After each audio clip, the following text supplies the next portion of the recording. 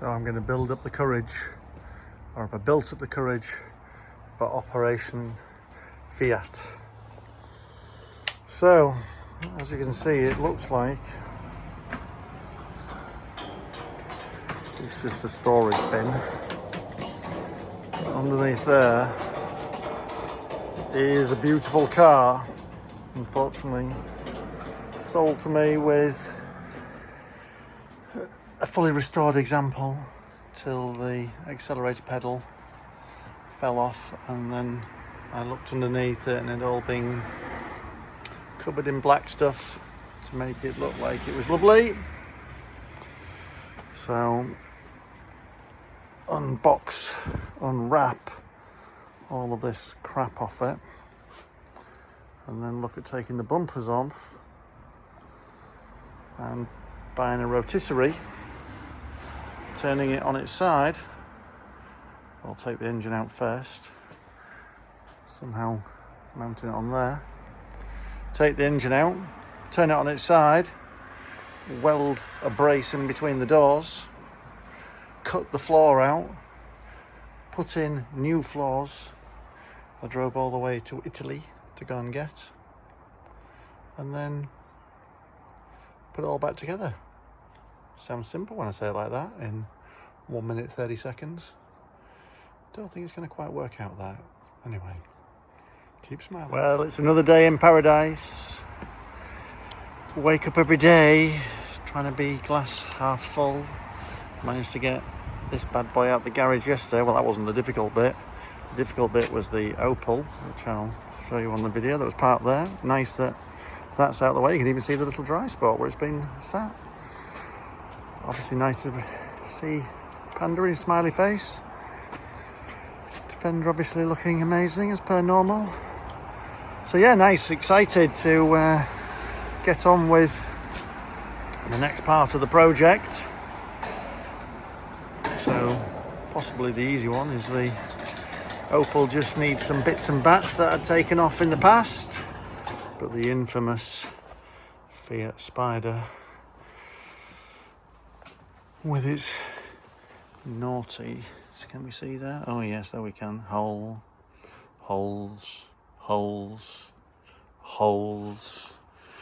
Meant to be totally lovely, all welded up and bodged. Look at all that. Bodge.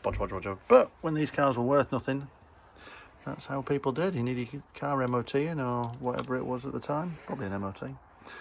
But yeah, that's horrible, isn't it? It's bodged onto there. Tried to have those replicated. In fact, did a pretty good job.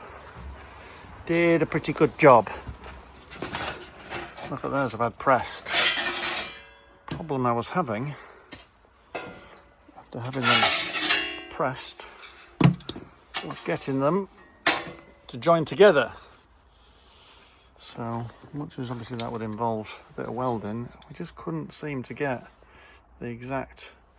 So I have bought proper original 1964 floor pans. Probably not made in 1964, but the right shape. Anyway, the garage slash car is looking marginally better. Shelves built this week.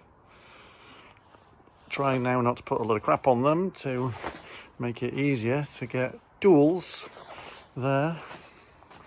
So I got this going again yesterday, but no vipers, because I took them off a couple of years ago and need to put those back on.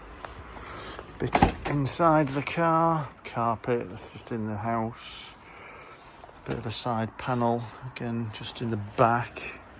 Just needs some tiddly a little bit. It's just to get it right, and I think it is now turning on the key. But yeah, this is project hidden behind my bench that I made. Just knocked that up. Gary size.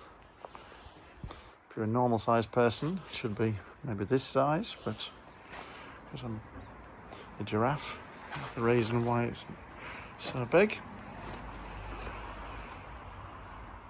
Yeah, try and get the rest of that off today and tidied up and stuff put away. Listen, this is his first view of the Oscar engine, or the Maserati engine in the Oscar. And what does Chris think to it? Gorgeous. Gorgeous. Absolutely. Even so much, he's even taking photos. He's never seen it before. Stunning. The car is eventually uncovered. I know it still looks like I live in Steptoe's yard. It's all to do with making sure we know how to put things back again. Oh, he's taking photos. I thought he was going to take it back for his special library that he keeps on a night for when he's by himself and Marie's not about.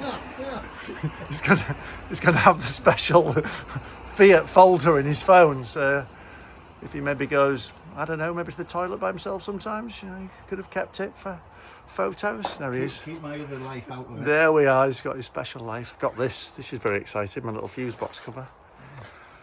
Yeah, so he's excited about that with the thumbnail little screws on it. The Nardi steering wheel, I believe that is. Nice. Look, it's even signed on the steering wheel. Yeah. So she's slowly being unveiled. Unfortunately, we ended up messing about a bit more on this morning already, but Photographic evidence. oh, he's getting photographic evidence, he says. I think it's coffee time, Chris. It is. There we go. So there he is. He's inside. He's passing. I'm doing the donkey underneath. Yeah. This one through here. That's what I think. That's the one, I think. Yeah. Get that one through there. You can get it above the brake pipe. So there we go. Up a bit. Ah, so that's got a bracket there. That's great. I want that bracket somewhere Right. now. Right to there. There we go.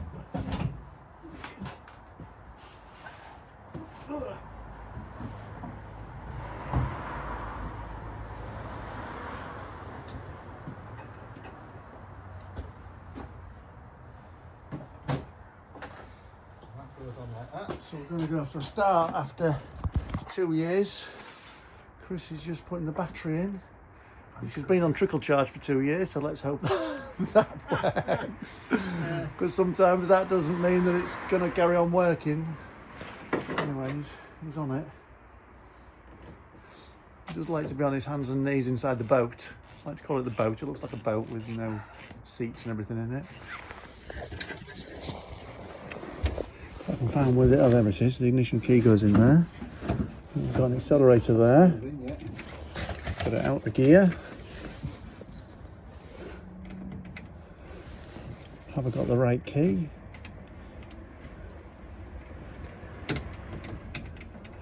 Don't know. Don't know what key that might be for if it's not this key. It was in a funny place. I'm going to see if I've got any more keys.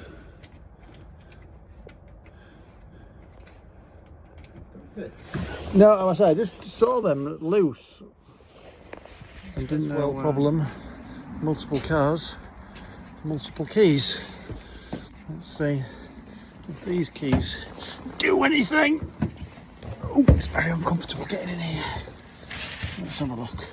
It's making a little noise. Okay, a little bit of choking tons. Chris is standing by with the fire extinguisher. I don't know why he's laughing. Anyway, hasn't been starting for 2 years or more. Still got old fuel in it, but let's see if we are going to get a start. Go again. Yeah.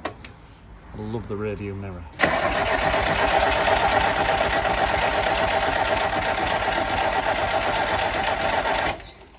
Doesn't sound like he's trying to make the fuel filter. Okay, don't think I've emptied the fuel. He's happy his place. He's found his 17mm. So I'm going to get the horn off to be able to get to this one.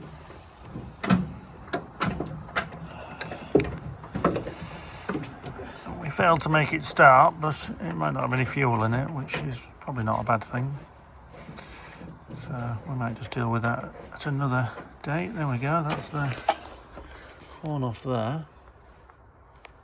With a funny little connection. Oh, I see. Then there's a bracket.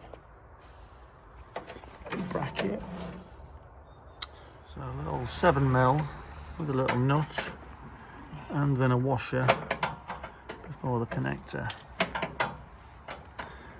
Washer.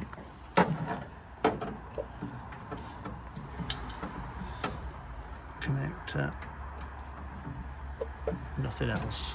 So we'll label that for our parts bin.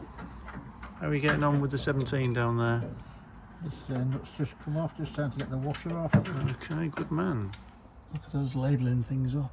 Labelled the wire for the horn. Chris has got the bolt off there for the front bit with the overriders on. Got the bolt off here somewhere for the other one.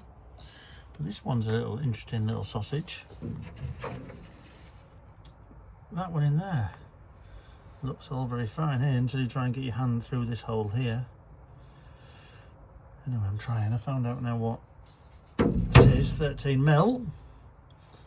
So I'm going to try with this. So this was the position I was expecting to be in on a Monday morning, but it does save potentially taking the headlights out, so I guess that's a good thing.